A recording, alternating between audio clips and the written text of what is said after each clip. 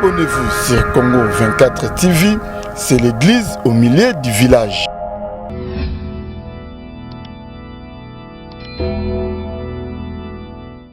C'est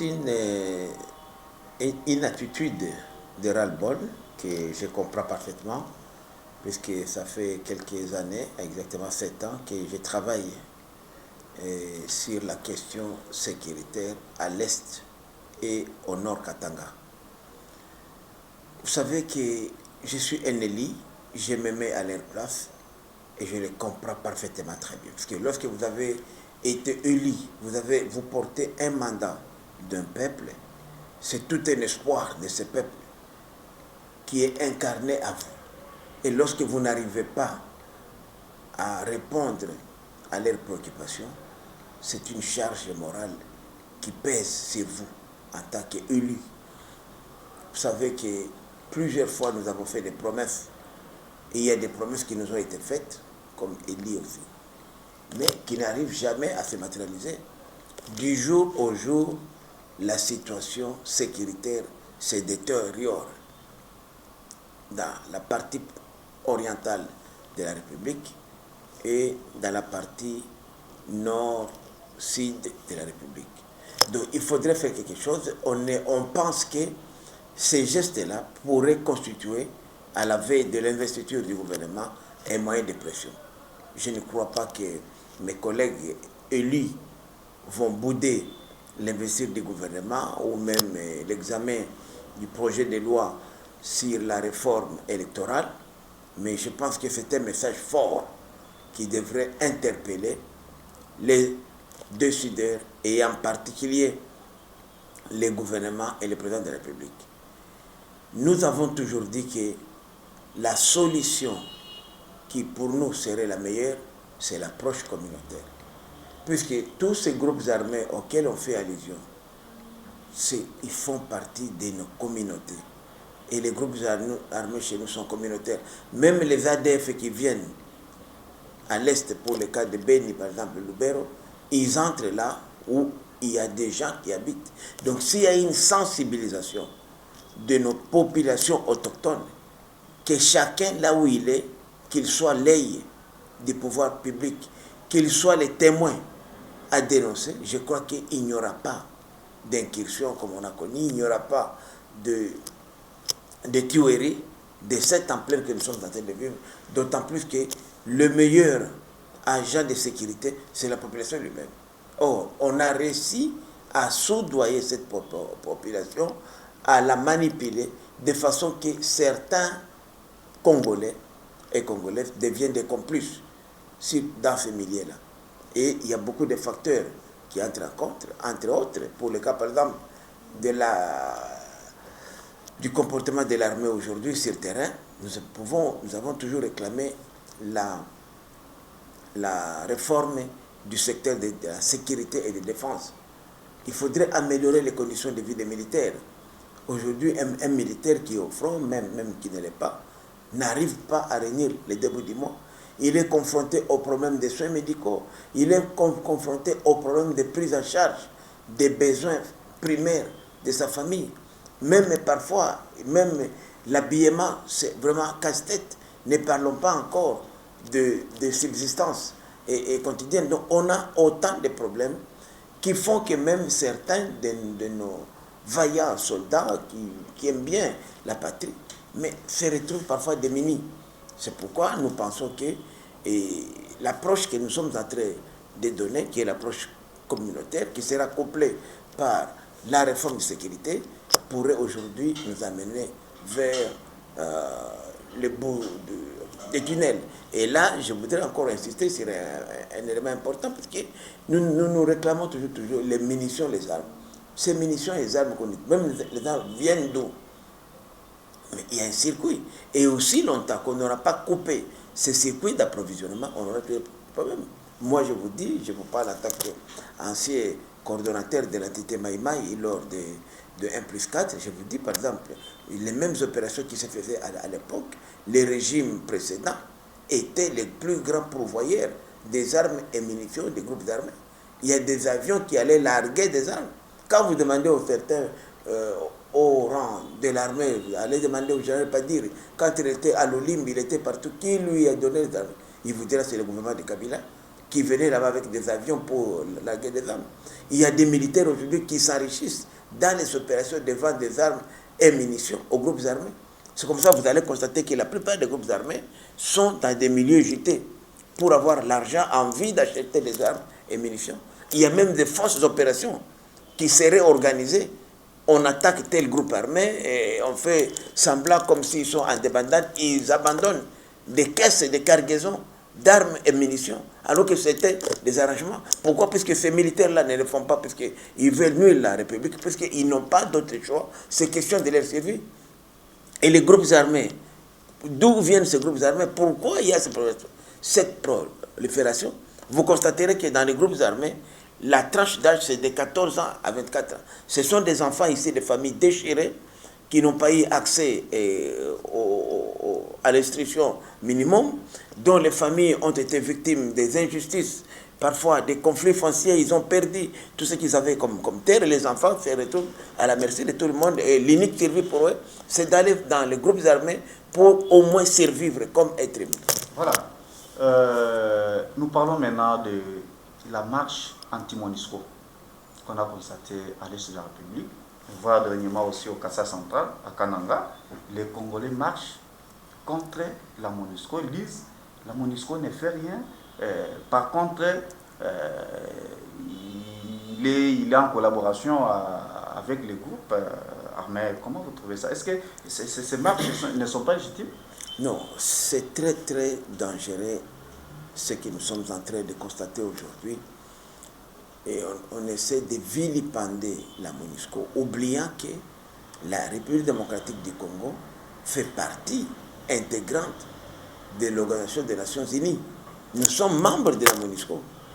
La MONUSCO n'est qu'une mission qui est là, mise en place par l'ONU à travers un accord cadre qui a lié l'ONU et la RDC. Mais cet accord cadre-là aujourd'hui ne répond plus aux éléments en présence. C'est caduc. Rappelez-vous que la MONUSCO est issue de la MONUC, dont la mission principale était constituée comme une force d'interposition entre les gouvernements de la République, l'armée et les autres institutions et la population. Il fallait s'interposer pour protéger les populations civiles. Cette étape-là est dépassée. On a renégocié, mais aujourd'hui, par exemple, il ne faut pas attendre à ce que ce soit les éléments de la MONUSCO qui aillent tuer, chasser pour chasser tous ces civiques-là. Les groupes armés, les ADF, les groupes armés dont je dis en général étrangers et nationaux, ce n'est pas ça leur mission. Ils ne vont pas aujourd'hui se faire tuer pour les Congolais. Non, c'est une mission régalienne qui revient aux forces armées congolaises. Elles sont payées pour ça. C'est pourquoi j'ai dit que les Congolais doivent faire très attention. Ce que nous aurions dit demander à la MONUSCO, c'est plutôt l'appui logistique, c'est l'expertise, c'est l'accompagnement, les conseils techniques. Mais pas dire que c'est la MONUSCO qui va les battre au front. Et en plus, je dis qu'il y a de la manipulation politicienne dans cette affaire-là. C'est très dangereux puisque nous risquons aujourd'hui même d'être exclus de la communauté puisqu'il y a des politiques qui s'en servent pour créer des troubles. Alors que les gouvernements de la République, ça m'étonne jusque-là, n'a pas encore parlé de cette question-là pour ramener les calmes et apaiser les uns et les autres. Voilà. Et c'est comme ça que j'ai dit que si la MONUSCO devrait encore rester ici au pays, il faudrait renégocier cet accord de siège par rapport à la situation qui se présente aujourd'hui sur le terrain. Puisque la MONUSCO n'agit qu'en fonction de la mission qu'il a amenée ici, et cette mission-là est bien déterminée. Voilà, le chef de l'État a rencontré un président du Kenya, celui qui s'appelle Uhuru Kenyatta. Oui, le chef de l'État a dit que Kenya va renforcer la FARDC pour les violences de l'Est de la République. Comment vous trouvez cette diplomatie? Bon, moi je dois dire sincèrement, en tant que chercheur en cette matière-là sécuritaire, depuis 7 ans, je suis en train d'ailleurs d'écrire un livre, je suis déjà à plus de 680 pages, c'est vraiment un gros œuvre qui pourra servir les autres chercheurs ou même la postérité, pourquoi pas même les institutions publiques, même les enseignants pourraient s'en servir, pour dire que la présence de ces forces étrangères ne va pas résoudre les problèmes ici. On peut même amener les Marines américaines, même l'Artemis pourrait revenir ici, ils n'auront pas à résoudre. L'unique schéma aujourd'hui qui peut nous permettre de réussir, c'est d'utiliser les Congolais, la population congolaise en vie de collaborer. Parce que lorsque nous n'avons pas l'accompagnement des Congolais, il n'y aura rien. Lorsque les militaires congolais ne sont pas mis dans de bonnes conditions morales, physiques, et militaires, techniques, pour pouvoir défendre leur pays, on n'aura rien. Mais c'est bien beau. Dans la psychologie, on dit, bon, les Kenyans viendront. Bon, les Kenyans aussi, là-bas, ils sont confrontés à des problèmes aussi sécuritaires. Il y a tout le temps les rebelles somaliens qui envahissent les Kenyans. Donc, ce n'est pas facile. Vous avez appris des cas de terrorisme, même dans la ville de Nairobi. C'est bien, c'est un pays ami. Je félicite les chefs de l'État dans ses efforts de pouvoir donner le meilleur de lui-même, mais je dis que nous n'allons pas compter sur les étrangers pour ramener la sécurité en RDC. Voilà. Élections, parlons des élections à la Cour constitutionnelle. Dieudonné Kalouba, élu président de cette Cour. Votre appréciation? Moi, d'abord, je dis que c'est de l'illégalité, puisque j'aime bien le professeur Dieudonné Kalouba, pour qui j'ai beaucoup de respect.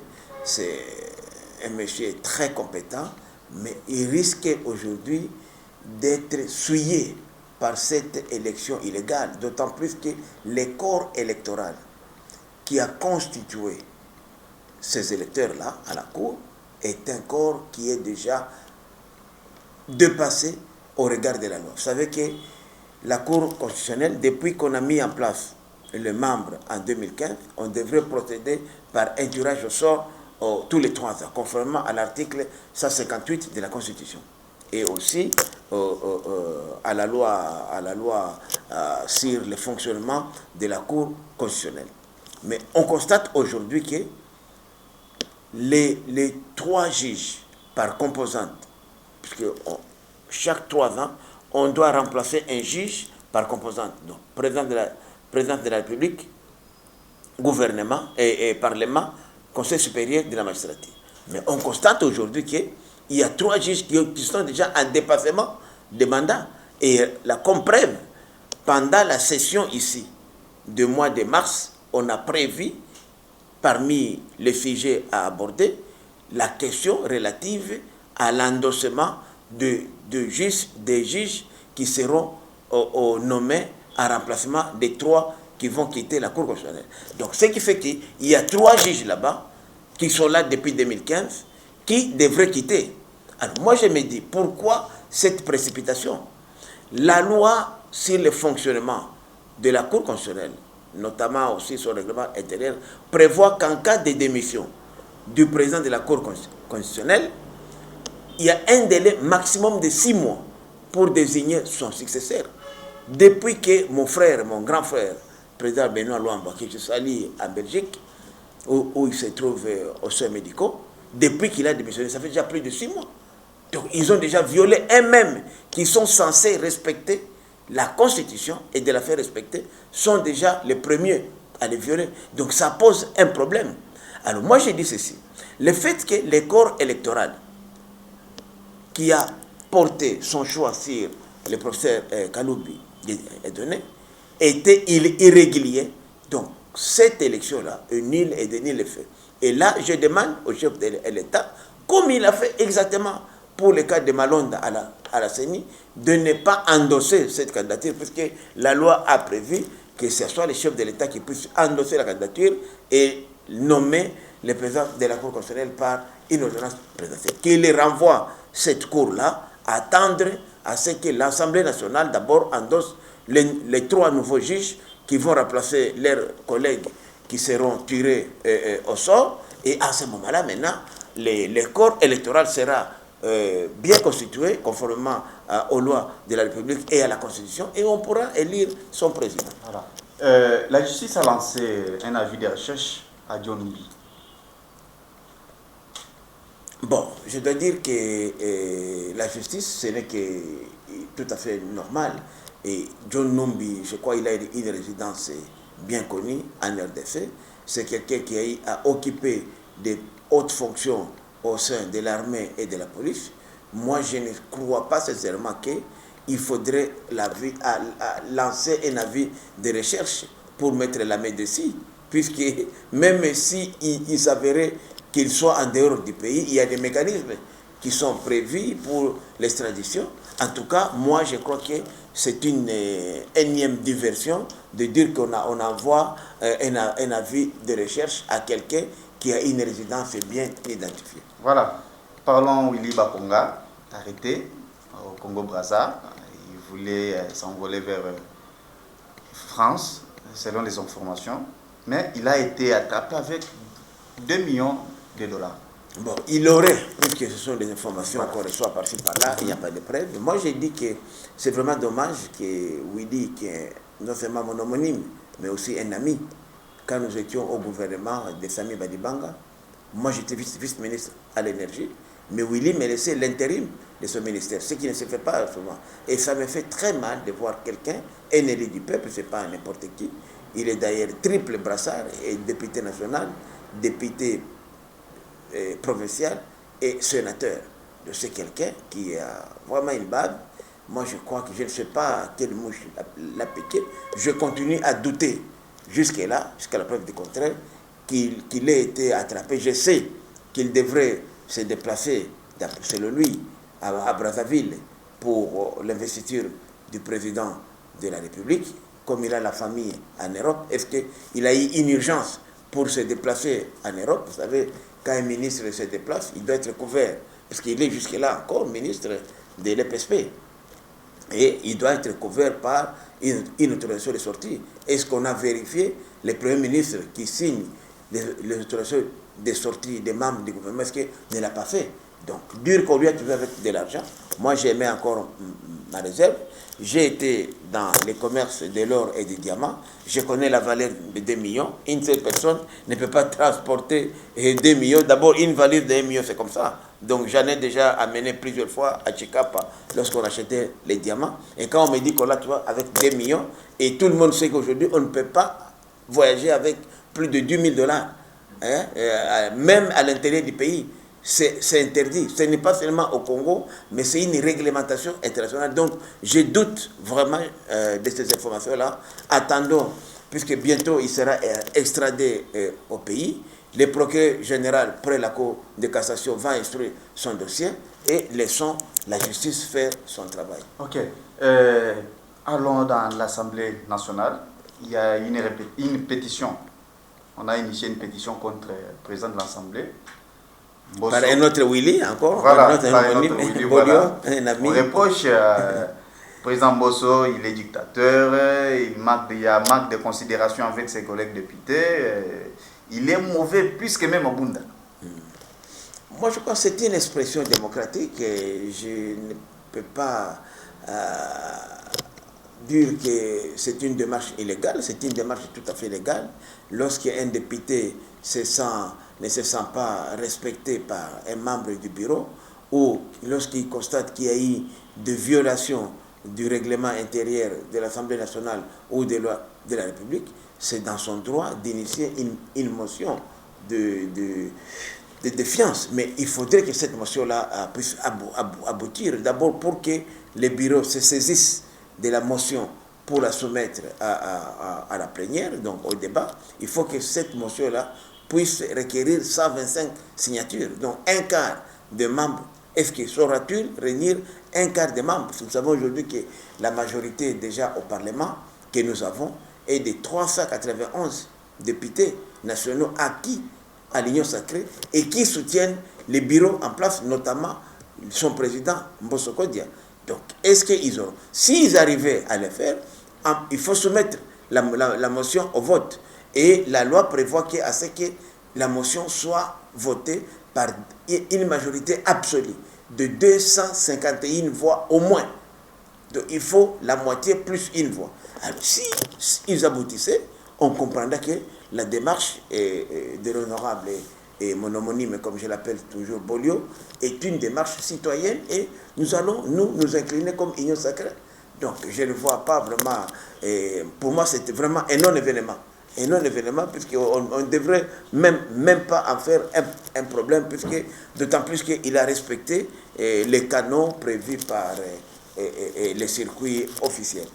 Voilà, à l'occasion des centenaires de l'église kimbanguiste, nous avons tous entendu le chef de l'État qui a parlé qu'il va saisir les deux chambres pour chercher à procéder à avoir cette journée qui soit une journée payée. Mais on a vu votre présence à Kamba où le chef de l'État lui-même a prononcé ses discours. Je ne sais pas comment ces choses vont passer. Oui, c'est vrai, j'étais invité par les chefs spirituels de l'église de Kimbangu, c'était Papa Simon Kimbangu à l'époque, et j'ai salué vraiment qu'il ait pensé à ma modeste personne. D'abord, il m'a reçu au centre ici, le quartier général de l'église kimbanguiste à Kinshasa, et je salue cette reconnaissance quand même de Simon Kimbangu. Vous savez, très peu de gens connaissent le passé de Simon Kimbangu. Et Simon Kimbangu est plus connu à l'étranger, parce que vous savez, c'est le plus vieux prisonnier du monde, je dis du monde. Si Mandela a résisté en prison, c'est à cause de Simon Kimbangu. Si Lumumba est héros national, c'est à cause de Simon Kimbangu. Si Mouzé Laurent Désiré Kabila a combattu, c'est à cause de Simon Kimbangu. C'est quelqu'un qui a des valeurs. Et puis, il faut dissocier Simon Kimbangu de son église. Puisque Simon Kimbangu a une philosophie politique. Lorsque lui-même disait que les blancs vont devenir les noirs vont devenir les blancs, personne ne les comprenait. Lorsqu'à l'époque, il parlait de l'indépendance, personne ne comprenait même c'est quoi, même les mots là, on ne sait pas là où il a inventé ça. C'était un homme qui était inspiré. Et il a fait 30 ans en prison. Il pouvait dire aux blancs à l'époque, laissez-moi on l'aurait laissé. Mais le monsieur a tenu bon. C'est pour dire que nous avons des valeurs. Combien de kimbanguistes nous avons? Moi, je suis kimbanguiste. Kimbanguiste.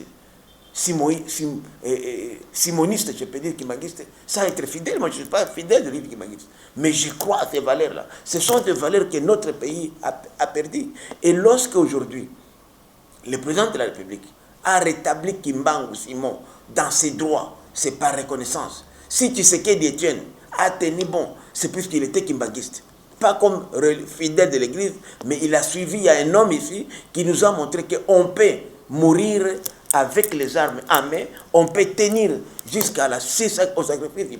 Pourquoi nous sommes des chrétiens? Moi je suis chrétien. Pourquoi nous tous, nous mettons Jésus devant? Puisque Jésus est mort sur la croix, il voyait comment il mourait. Il pouvait dire non, laisse-moi. C'est ce que nous voulons dans ce pays pour dire que pour que ce pays change, il faut déjà comme Simon Kimbangu. Et comment on va procéder? Et moi je vais même plus loin. Je vais même plus loin pour dire que non, il faudrait que dans le système d'enseignement au Congo, qu'on puisse mettre un cours de kimbanguisme.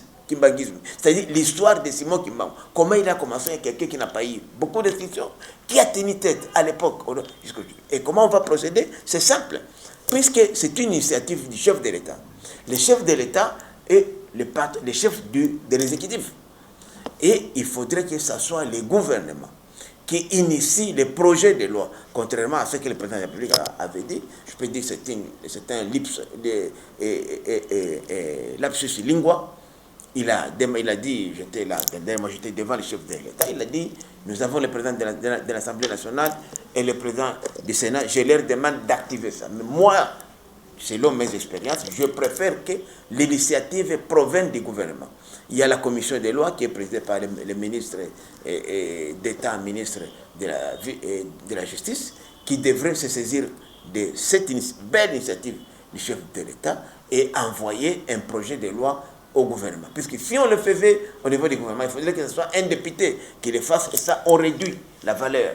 Mais comme c'est une reconnaissance de la République, du gouvernement, à ces dignes fils du pays, il faut que ce soit une initiative du gouvernement à travers un moment où je vous parle.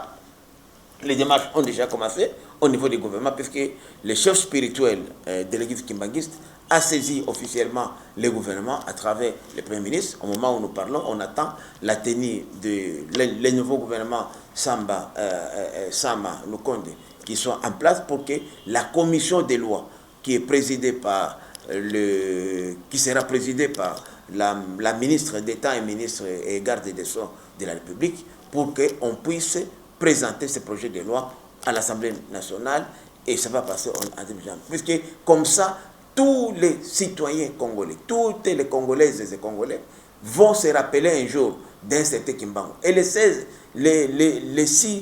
6 avril ne sera pas un jour où on va aller boire et danser, on va méditer sur la vie. Est-ce que combien de simonistes, de kimbanguistes nous avons encore dans ce pays? Ce sont des valeurs que nous avons. Parfois, on copie les Indira Gandhi, les Luther King, c'est pas moi, les Mandela, alors que ces gens-là nous ont copiés, nous les Congolais. Donc, nous devons aussi montrer avant du monde que nous avons des valeurs dans ce pays qui ont fait leur preuve. Et c'est une contribution même à la communauté internationale pour dire que le Congo a produit déjà, pour montrer qu'un homme peut faire 30 ans en prison et y mourir.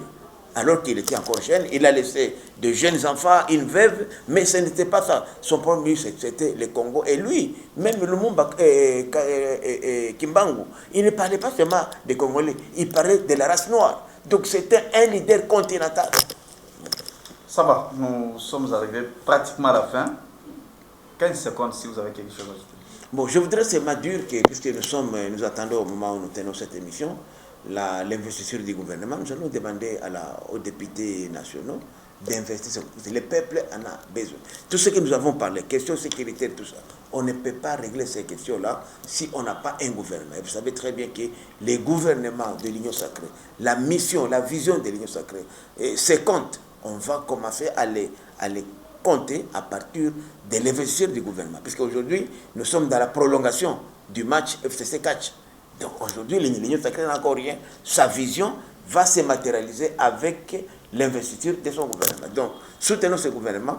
Je suis convaincu que si réellement ce gouvernement fait la différence du gouvernement précédent, en nous écoutant, nous les experts de la question sécuritaire, particulièrement à l'est du pays, dans 6 mois, on ne va plus parler des problèmes sécuritaires à l'est. Et je m'oppose à la présence du chef de l'État, au déplacement du chef de l'État à Beni ou à Goma, puisque ça ne produira rien. C'est même un piège, c'est très dangereux pour lui d'aller là-bas, parce que nous sommes là, il a les militaires qui sont là, ce n'est pas au chef de l'État d'aller au front. Il y a des gens qui sont payés pour ça et qui doivent faire ce travail-là. Puisque qu'il soit à Kinshasa, à Goma, à Beni, il reste le commandant suprême des forces armées de la République et de la police nationale.